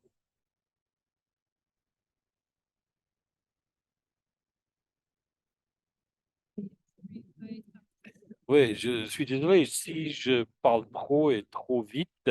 Je vais m'arrêter là. Et donc, je voulais juste vous expliquer quelques-uns des éléments essentiels. Pourquoi est-ce que c'est tellement important de soulever sa voix en tant que société civile, comme d'autres contributants ont déjà mentionné, l'événement COP en tant que processus, euh, c'est le résultat de tout un nombre de négociations qui prennent toute l'année pour pouvoir produire un progrès dans différents domaines. Pour que ça puisse devenir opérationnel dans un nombre de pays différents. Et donc, cet espace de prise de décision est différent pour chaque pays individuellement et aussi pour des forums internationaux. Donc, on y va comment? On s'organise à l'avance, on soumet des propositions et comme on l'a vu il y a 2 semaines, si je ne me trompe pas, il y avait un nombre d'activités de euh, diminuer la dépendance des carburants fossiles, euh, de commencer à créer des changements. Quand les citoyens formulent des demandes, nous, on a un rôle très important à jouer en tant que société civile et ensuite, il y a des choses qui sont plus importantes, euh, comme la formulation des propositions qui devront être soumises. Il y a différents niveaux de négociation et chacun de ces grands sujets euh, ils ont différents domaines de négociation et la société civile peut tout à fait faire part de ses contributions. Et CDN, c'est une organisation qui peut participer à ces tables rondes, soumettre des idées qui sont ensuite utilisées en tant que contribution euh, pour faire partie des différentes négociations. Et aussi, nous ne voulons pas nous arrêter à un espace formel. Et donc, nous voulons que chaque centre international ait une connexion avec les négociateurs locaux. Il y a des négociateurs dans les groupes qui sont ressortissants des pays en question. C'est à travers de ces connexions-là qu'on peut soumettre des propositions, les besoins et formuler les problèmes de la société civile. C'est comme ça que les négociateurs peuvent participer à la COP grâce à notre savoir-faire et ce que nous voulons accomplir en tant que société civile. Et c'est ça, c'est quelque chose qui doit avoir lieu avant le COP. Et donc, c'est à cela qu'il faut conformer si on veut faire participer à cet espace. Nous devons établir et renforcer ces connexions. Autrement, on n'a pas assez d'influence pour pouvoir défendre nos intérêts. Finalement, j'aimerais mentionner quelque chose qui a déjà été mentionné. Nous avons une connexion entre les organisations qui travaillent localement, régionalement, nationalement et internationalement. Et il faut réfléchir à l'aval et l'amont entre ces différentes organisations. Nous voyons des organisations qui travaillent au niveau national et ils mettent en place des activités au niveau international. Et leurs idées et propositions viennent de leur groupe. Et nous voyons souvent l'opposé. Il y a des organisations qui sont actives au niveau international et ils veulent avoir une influence nationale. Et donc, c'est un aller-retour. C'est très intéressant. Cette interaction devient de plus en plus importante, surtout si on se rend compte à quel point c'est important de travailler tous ces niveaux différents. C'est ça que je voulais partager avec vous. Oui, merci, Carla. C'était un peu euh, en résonance avec la contribution de Salim sur l'importance des activités nationales avant que on procède aux contributeurs prochains. Et donc, je vous demande de bien vouloir retenir vos questions en ce moment. On va revenir là-dessus tout de suite à la fin. Et maintenant, est-ce que vous avez, est-ce que vous pouvez nous dire comment on rentre en contact avec Ken et d'autres organismes qui peuvent être importants? Oui, non, bien sûr. Ken est un réseau qui est vivant tout à travers de l'année et on est actif dans différents espaces de plaidoyer. C'est pas exclusif au changement du climat. On travaille aussi sur d'autres sujets internationaux et on a toute une constellation de participants qui font ce genre de travail important. Nous parlons de disruption, transformation. En ce qui concerne le COP, je pense que c'est plus facile de penser à cela quand on voit la préparation en tant qu'un processus à tous les niveaux. C'est toujours plus facile quand on se joint à un centre existant, un centre régional, un centre national. C'est comme ça on peut exercer de l'influence sur les personnes qui travaillent dans ces négociations. Et c'est aussi un moyen de comprendre comment est-ce que fonctionnent les choses. Si cette voie s'ouvre pas à vous, je peux vous donner quelques tuyaux, comment se préparer au COP. Donc, si vous ne faites pas partie du réseau Action sur le climat, euh, selon où vous soyez localisé, trouver un des centres qui est établi, qui travaille dans cette question du changement de climat. Et comme ça, vous pouvez regarder euh, quelles sont les activités et s'il y a une session à un moment donné, vous pouvez donc avoir une mise à jour de toutes les activités, euh, des activités en cours.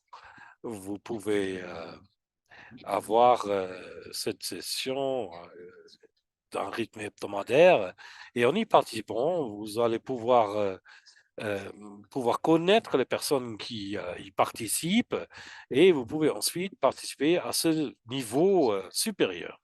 Nous avons aussi des groupes de travail qui travaillent tout au cours de l'année et ils se retrouvent tous les jours au cours de la COP28 pour travailler leurs activités et interventions. Et si ça vous intéresse, si vous avez de l'intérêt dans un certain sujet, prenez contact avec ces groupes de travail, participez à leurs rencontres et cela vous mettra dans une position pour mieux comprendre le fonctionnement de ces négociations.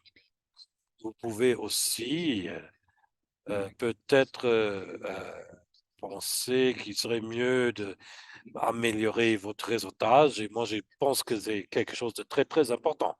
C'est ça les conseils euh, les plus importants pour se connecter lors de la COP28.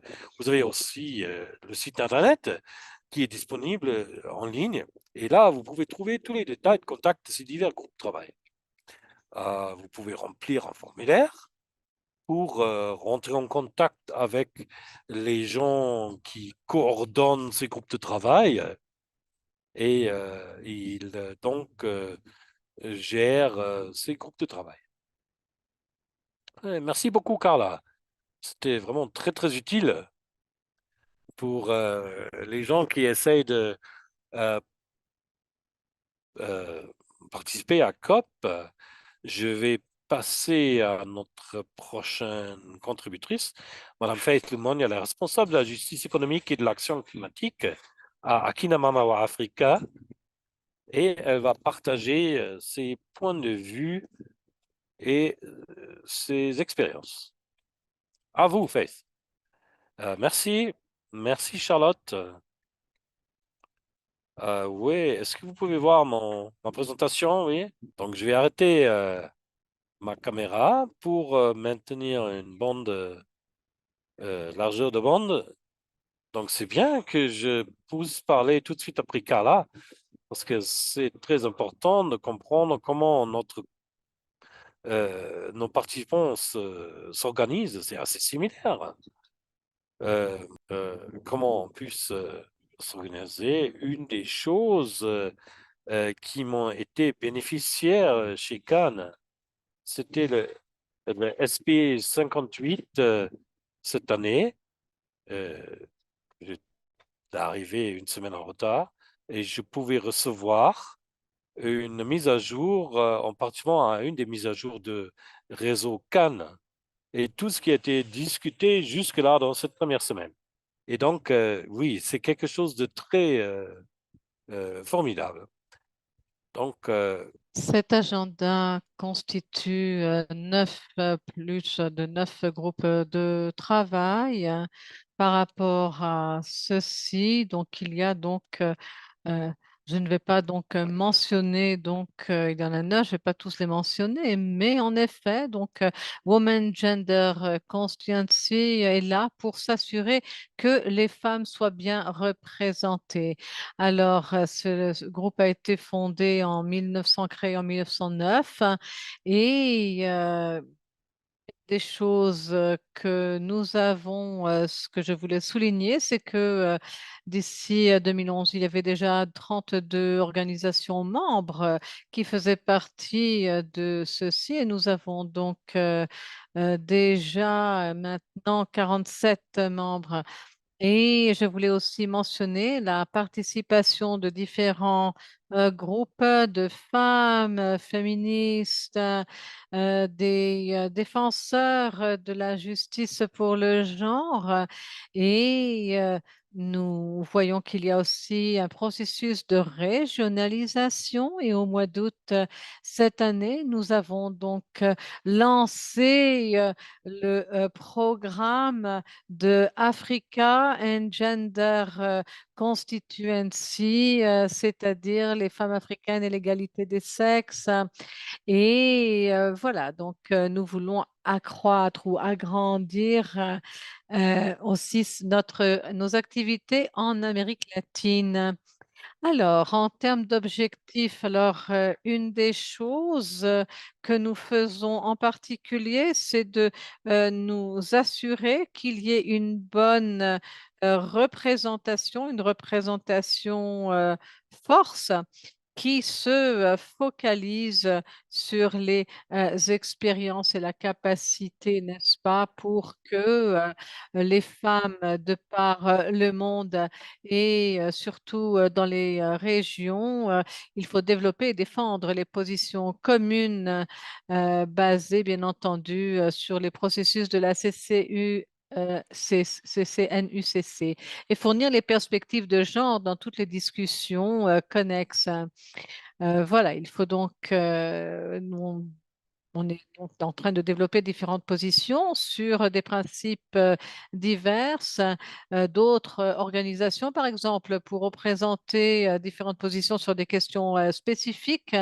Donc, comme ça doit être présenté donc par le CCNUCC, nous nous réunissons ensemble et on essaye d'adopter une commission commune qui sera soumise au travers de cela. Mais encore, une des choses que notre groupe fait, c'est de faciliter et participer au caucus des femmes et du genre, ce qu'on appelle donc aussi bien l'agenda des femmes et du genre. Et nous avons donc des réunions à Bonn chaque année au mois de juin. Et donc, il y a aussi d'autres réunions de groupes régionaux, de caucus, en d'autres mots, qui ont lieu dans différentes circonscriptions en particulier pour identifier et construire un terrain d'entente et collaborer donc par rapport à ce qui est discuté concernant l'agriculture, l'adaptation, l'atténuation, pour avoir vraiment une mise à jour sur tout ceci. Ensuite, autre chose qui est aussi très important et qui a été vraiment de valeur par rapport à notre position c'est-à-dire de liaiser les uns avec les autres au travers des circonscriptions, au travers des commissions et pour les régions les plus affectées par les changements climatiques et au travers des comités nationaux de faire en sorte que nous puissions œuvrer de concert pour renforcer notre position car beaucoup de fois, donc les positions sont assez similaires, je dois dire. Alors, nous sommes coordonnés par un comité de coordination. Ce sont des femmes extraordinaires, n'est-ce pas, telles que vous les voyez ici à l'écran, et chacune représente une région différente dans le monde. Et ils ont la possibilité de faciliter l'engagement et la participation des différentes femmes qui participent par rapport à la défense que nous voulons faire. Alors, tel que mentionné par rapport à ce concert, c'est comment est-ce que nous travaillons au sein de WGC. Je vais essayer de résumer cela. Alors, une des choses qui est essentielle, évidemment, c'est nous, cela on veut faciliter donc une participation significative, n'est-ce pas, par rapport au processus de la CCNUCC. Et une des choses que l'on peut faire, c'est que on travaille avec le secrétariat pour informer et influencer, par exemple, ce que devrait inclure l'agenda. Il y a aussi la coordination en termes de participation, donc des représentants du WGC à tous les conseils et organes de la CCNUCC. Il y a eu donc une réunion avec le président, mais aussi le président du COP. Il y a eu aussi, pour expliquer et partager nos points de vue et nos démarches, nous avons organisé une réunion avec la présidence de la COP en Égypte où on a pu présenter particulièrement la position africaine avant la COP 27 et on coordonne avec les autres groupes alliés pour faire progresser les programmes et le plaidoyer transformateur. Et nous servons aussi de coordonnateurs des opportunités d'intervention à travers le processus. Et chaque fois qu'il y a des consultations qui ont lieu, par exemple, sur des thèmes spécifiques, les groupes de travail se réunissent. Nous travaillons avec différents groupes de travail sur les circonscriptions des femmes et des filles. Nous travaillons ensemble donc pour renforcer notre position en agriculture, en finance du climat, par exemple, que ce soit par rapport aux nouveaux objectifs quantifiés sur tout point discutés récemment ou bien sur les pertes et les dommages, etc. Concernant les différents thèmes, il y a également euh, des appels mensuels avec la présidence de la COP qui ont lieu pour informer notre engagement concernant la présidence de la COP. Mais aussi bien, on vise à fournir et à partager des informations en temps opportun sur des informations pratiques ou discutées et la logistique sur la participation aux membres. Et voilà, donc maintenant, je ne vais pas m'appesantir sur les détails, mais une chose que je voulais mentionner, c'est par rapport à notre engagement formel, il y a aussi l'engagement donc informel, donc comme par exemple s'il y a un sujet en spécifique qui est négocié, donc on peut obtenir des orientations et nous allons donc, le matin, on essaye d'informer déjà, de pouvoir cibler les négociateurs, mais aussi d'informer ce dont ils discuteront. Voilà. Et puis sinon, il existe un site web contenant les directives sur la manière d'adhérer. Vous le voyez ici à l'écran. Il y a différents liens tels que mentionnés à l'écran. Vous pouvez vite prendre une photo de cela et nous rejoindre sur notre plateforme. Voilà. Et donc, l'adhésion est très simple. Et pour les femmes, les féministes, c'est une organisation de défense des droits et pour la justice du genre qui fait avancer l'agenda de la justice climatique. Et voilà, donc on se prépare pour la COP. Il y a des critères, oui, mais enfin bon, l'adhésion est volontaire pour les OSC et les réseaux qui représentent ces sujets. Il y a aussi d'autres manières de s'engager. Si vous n'avez vous pouvez aussi joindre la liste de plaidoyer ou le caucus des femmes. Je crois que Charlotte a allumé sa vidéo. Ça veut dire que vraiment, je dois vous remercier de votre aimable attention. Je vous remercie beaucoup. Voilà.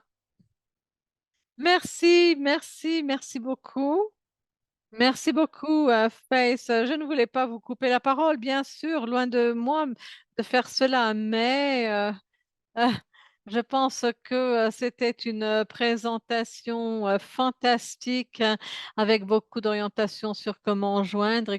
Et je pense qu'on aimerait donc inclure cette présentation pour que ça soit envoyé. Je pense qu'il y aura aussi déjà des questions pour vous dans la boîte de discussion en bas de l'écran. Veuillez répondre à ces questions. Voilà. Et merci beaucoup. Merci beaucoup. Je vais donc maintenant donner la parole à Miguel, notre prochain orateur, Miguel Angel Jerez de Yongo, une plateforme bolivienne d'action frente et cambio climático, une plateforme bolivienne d'action contre le changement climatique.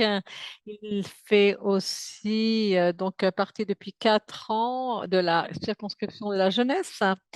Voilà, et puis de nous expliquer un peu de quoi il s'agit, n'est-ce pas? Quels sont les résultats et quels sont les besoins qui ont ressorti, qui ont émané, si on veut. Voilà, Miguel, merci beaucoup. Et vous avez la parole, Miguel. Merci, merci pour me permettre de présenter et pour cette invitation, bien sûr. J'aimerais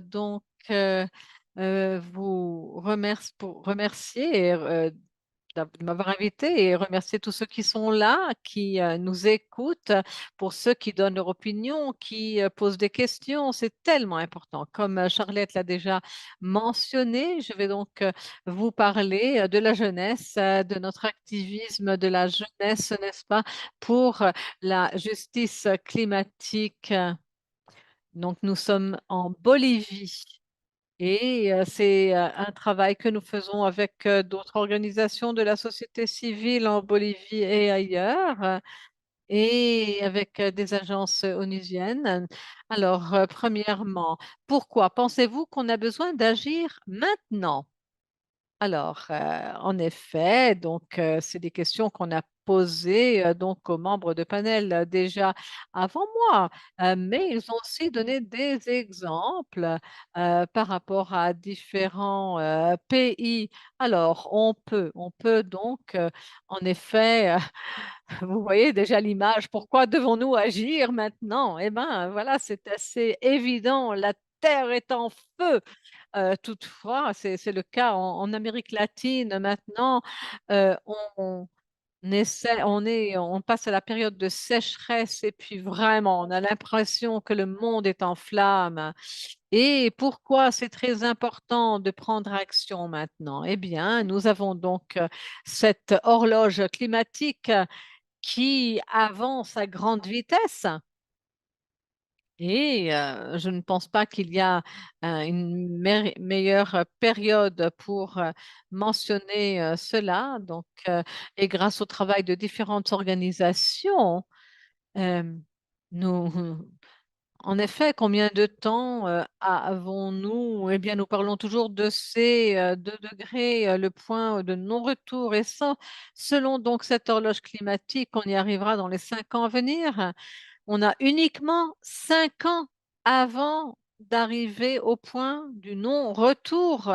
Alors, quand je vous ai parlé maintenant de mon expérience avec les activistes, alors rappelez-vous de ce contexte, de cette crise climatique qui est urgente, n'est-ce pas?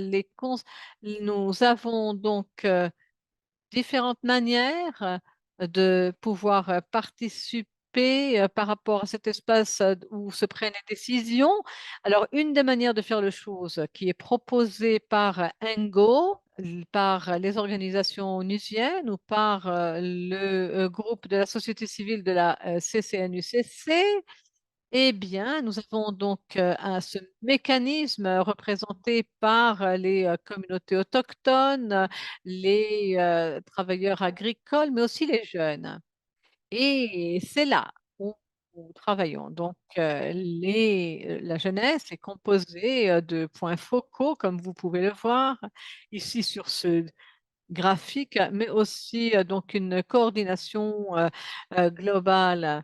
Les GCT, nous avons aussi des groupes de travail et bien entendu des individus et les organisations. et des personnes qui peuvent travailler ensemble avec Yongo, notre organisation. Là, vous avez donc différents sujets pour les groupes de travail et par rapport au Yango, vous pouvez voir comment est-ce que nous avons fait cette division des participants. La plupart viennent d'Asie, d'Afrique, d'Europe et très peu, en effet, d'Amérique latine, des Amériques en général. J'aimerais donc, nous faisons partie d'un millier d'organisations qui font partie de Yongo. Et sur cette plateforme, il y a un espace qui s'appelle RCOY, RCOY. C'est une conférence pour les échanges de la jeunesse qui participe à la préparation de COP, qui aura lieu cette année aussi à Dubaï. Et nous avons aussi la conférence locale COI 17 qui a eu lieu au Mexique et on a eu un de nos membres qui a participé, qui a aussi représenté une des communautés indigènes de la Bolivie. Donc, ERCOI et ELCOI, donc sont les deux organisations en question. ERCOI, c'est les conférences régionales pour la jeunesse autour du changement climatique. On avait le ERCOI au Costa Rica et on avait des jeunes de toute l'Amérique latine qui sont participés. Et nous avons créé un agenda pour l'action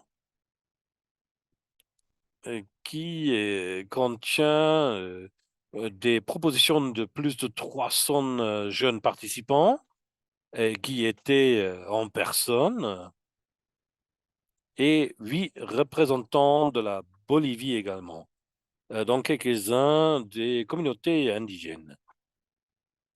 Yango organise aussi, comme je l'avais mentionné, le LCOI, les rencontres et conférences qui sont plus de caractère local.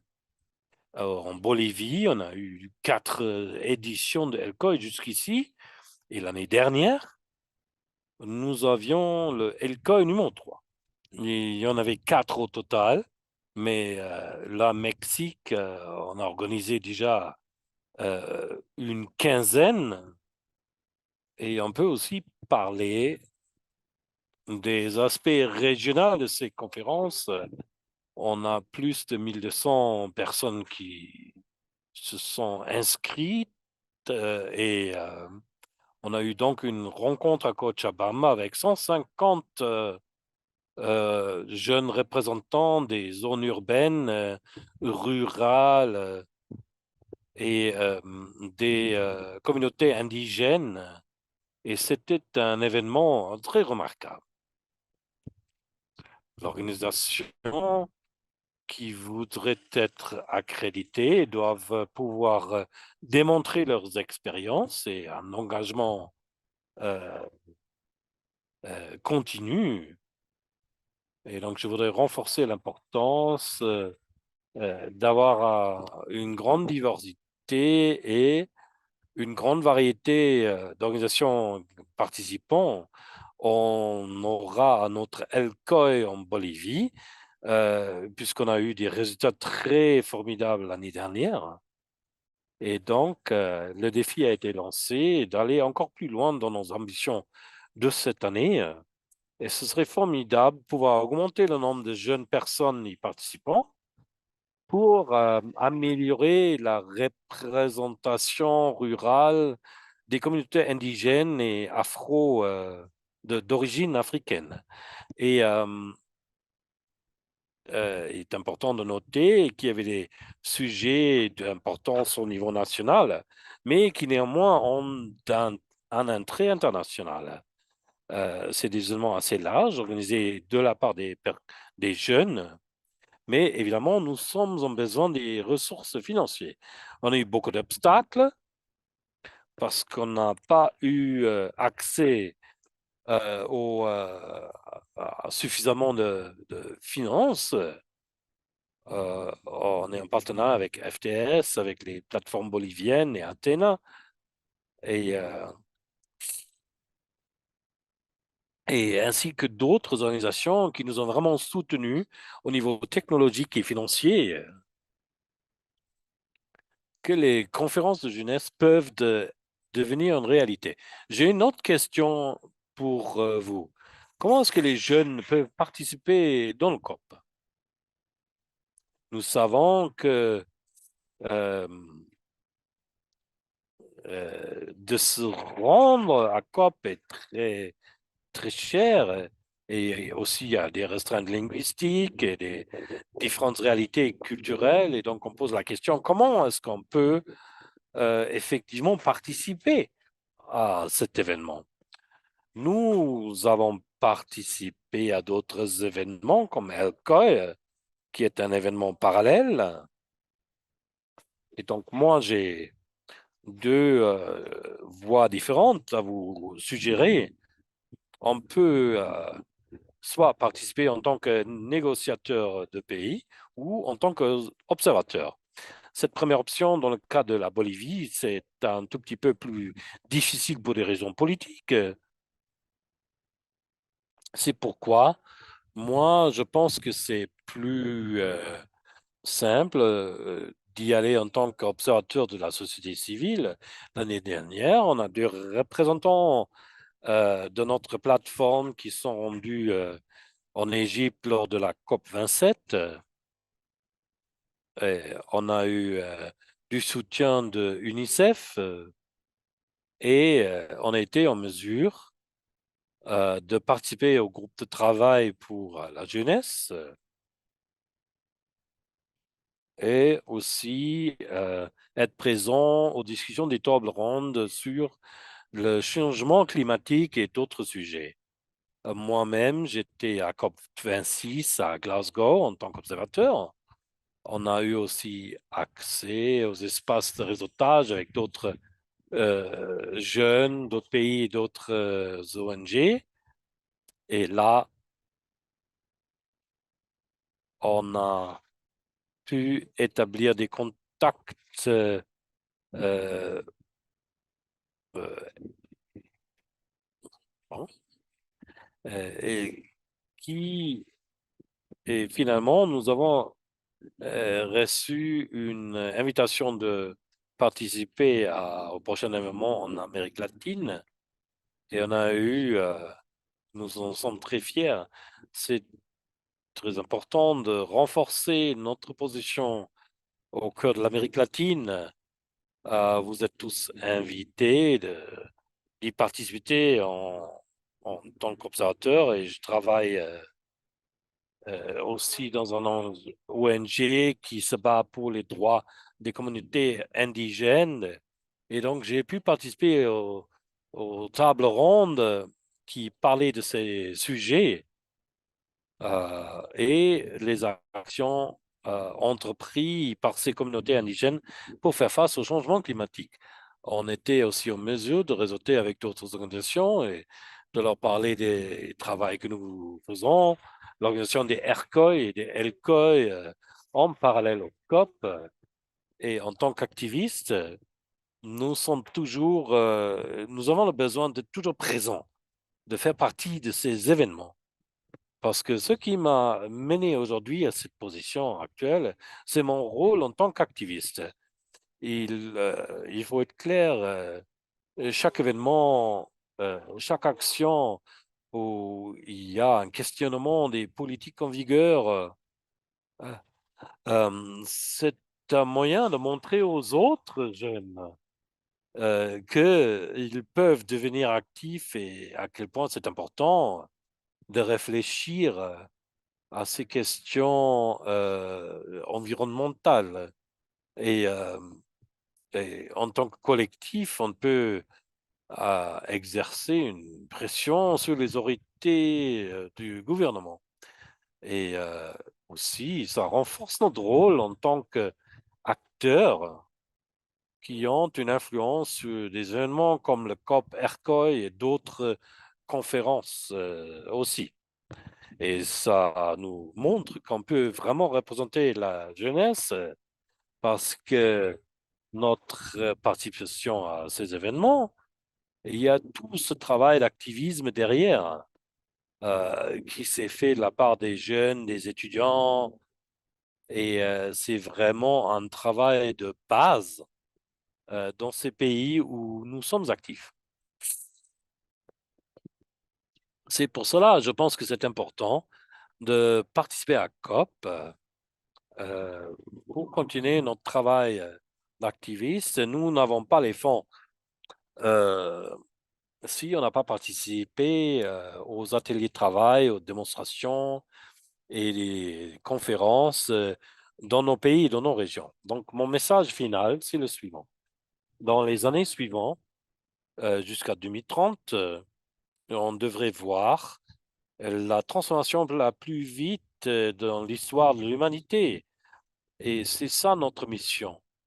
C'est le compte à rebours qui est en cours actuellement. Merci beaucoup de m'avoir écouté et je vous remercie beaucoup de l'invitation.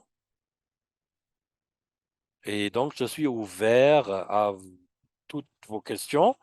Vous avez tous mes détails de contact et je vous remercie les participants, les contributeurs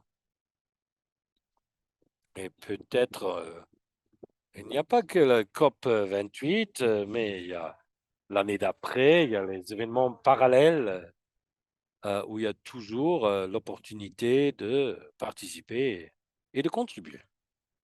Ouais, merci beaucoup, Miguel. C'est vraiment un message très fort sur laquelle on peut terminer. Et vraiment, j'apprécie les détails sur les LCOI et leur fonctionnement et comment on peut se réseauter avec des milliers de jeunes personnes. Vraiment, à la fin de notre temps, j'aimerais remercier vous tous. Euh, il y a les constituants qui font beaucoup de travail aussi entre eux pour identifier leur synergie. Et ça, c'est quelque chose qui est formidable. Et donc, on aurait dû terminer à 5 heures. Peut-être on a le temps de une ou deux questions avant de clôturer la session.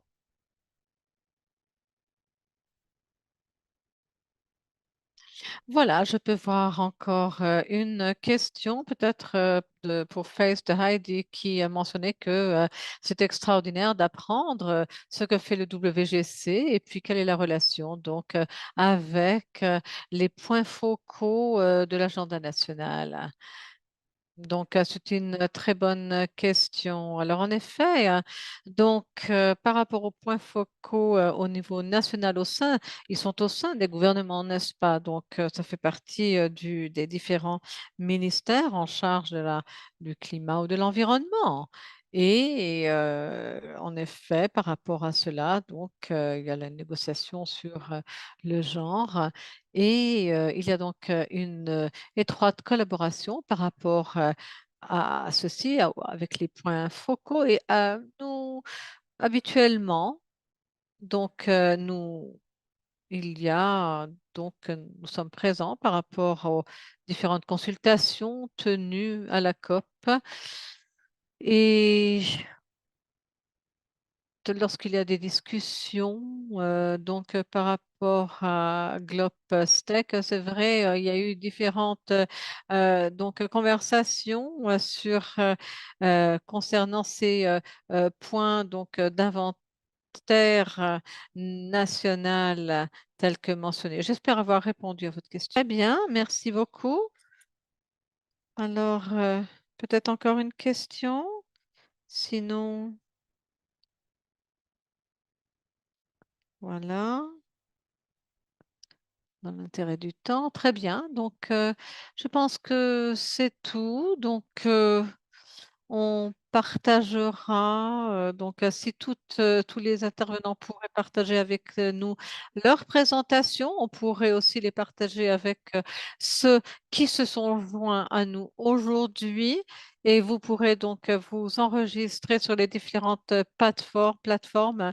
C'est vraiment très, très utile.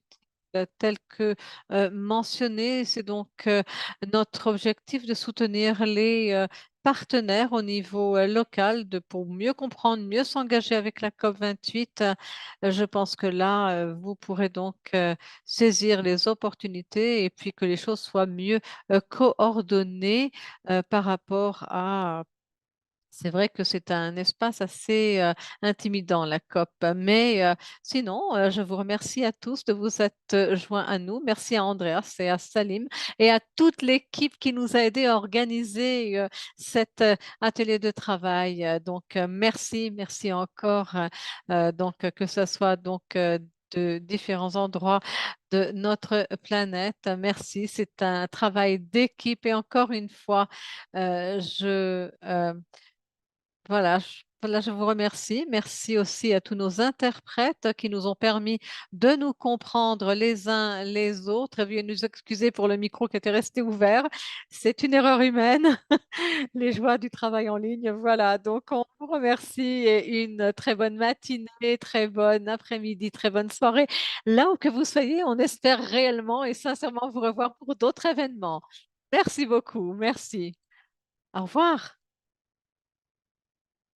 Merci. Donc, peut-être que je peux demander maintenant à Lesero de nous aider. Si on veut prendre une photo, voilà, on peut allumer nos caméras avant de partir. Allumez vos caméras pour la photo de groupe. Alors, faites-nous savoir. Lesero, en attendant, on va essayer de maintenir notre sourire. Voilà. OK. C'est bien? Très bien. Merci beaucoup. Merci à tous. Merci, au revoir, au revoir. Merci, gracias, merci, thank you.